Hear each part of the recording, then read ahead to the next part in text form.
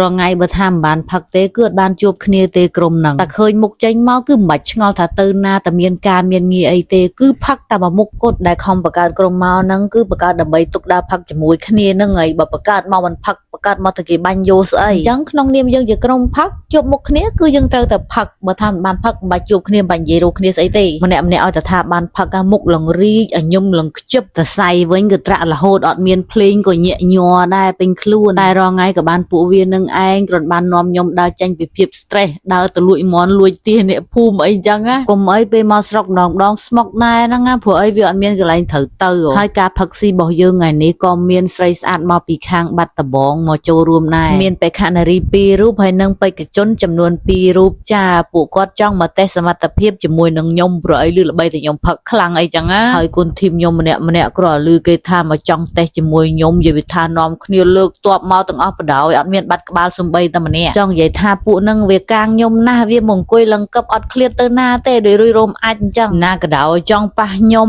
គឺរំលងសាកសពពួកនឹងសិនទៅនេះមកឲ្យចានេះព្រៀនផឹកល្បីតែផឹកខ្លាំងផឹកសាហាវឃើញឯការផឹករបស់ខ្ញុំគឺល្បីរន្ទឿណាពីណាក៏ដឹងដែរថាខ្ញុំនឹងផឹកខ្លាំងតែនិយាយមែនអ្នកបាត់ដំបងផឹកអន់សាហាវផឹកបានតែបន្ស្ទុះលេងស្រែកយកបដ ாய் ថាអើយអ្នកភូមិនឹងផឹកខ្លាំងមែនសុំចុះចាញ់ហើយយើងនៅនឹងស្រុកស្រែហើយយើងអត់មានអីទទួលភ្ញៀវទេយើងមានតែស្គរដៃត្រោអីនឹងឯងយកមកលេងដើម្បីឲ្យភ្ញៀវរួមឲ្យស្គាល់ជាតិរបស់ស្រុកស្រែម្ដងមើលហើយពួកហ្នឹងមានស្រីស្អាតមកផឹកជាមួយអញ្ចឹងទៀតម៉ែវាយដាច់ដៃចោលអត់ហត់សោះឲ្យយើងថាឲ្យសម្រាកសិនក៏អត់សម្រាកដែរថាចង់វាយទៀតអត្តពលស្រីស្អាតធ្វើឲ្យលេងស្ដាប់បជាមេធីមអស់លីអត់កើរេពួកហ្នឹងលើកក្រោយលេងឲ្យអ្នកណាមកផឹកជាមួយហើយពួកអីតែបានអ្នកផ្សេងផឹកជាមួយវាភ្លេចយើងបាត់ហើយណាឃើញនិយាយពីថានាំគ្នាពឺតខ្លះវាយស្គរខ្លះច្រៀងអីទៅចែកជើងគ្នាចែកដៃគ្នាឡើងស្មើដោយមិនបាច់បជាមិនបាច់បខំបានតែមួយនេះមួយដែរថ្ងៃនេះសនំជាងគេចេះនៅសុកទៅលួចមន់ម៉ែវាបានមួយយកមកទទួលភ្ញៀវបាទមួយនេះវិញរដងអដែលច្រៀងឯក្រឃើញស្រីស្អាតភ្លាមបញ្ចេញសមត្ថភាពច្រៀងយកបដ ாய் សំឡេងឡើងដូចគោស្ដាប់ហើយអត់ចង់រាំទេណាមានអារម្មណ៍ថាចង់ចងកឲ្យងាប់វិញឃើញឯអ្នកភូមិខ្ញុំមួយ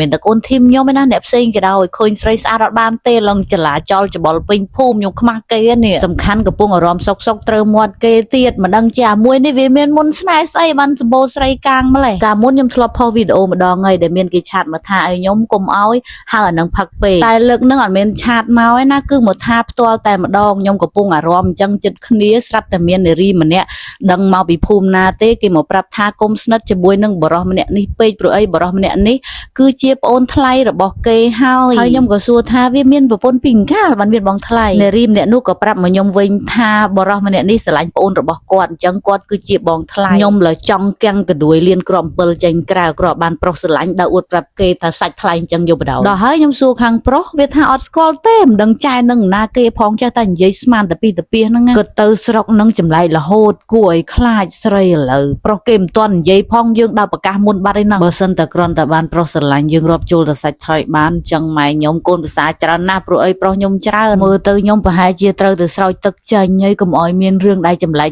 ចូលមកក្នុងជីវិតទៀតតែមិនអីរឿងលប់ឈួតអញ្ចឹងផ្លាញជីវិតខ្ញុំមិនបានទេព្រោះអីជីវិតខ្ញុំរស់នៅពោពេញទៅដោយក្តីសុខអត់មានខ្វល់ពីមីក្ដួយយ៉ាណាទេហើយចង់និយាយថាថ្ងៃហ្នឹងគឺសប្បាយខ្លាំងព្រោះអីយើងមានការចូលរួមមកពីខាងបាត់ដំបងអីអញ្ចឹងដែរហើយវីដេអូហ្នឹងក៏មានអីនិយាយទៀតដែរបន្ទាប់ពីអ្នកបាត់ដំបងគាត់ត្រឡប់ទៅផ្ទះវិញពួកយើងក៏នាំគ្នាចែកជើងគ្នាទៅដេកផ្ទះរៀងខ្លួនដែរនឹងពួកអីផឹកតាំងពីព្រឹកហើយហ្នឹងអញ្ចឹងសម្រាប់ថាចប់ហើយអរគុណបាយបាយ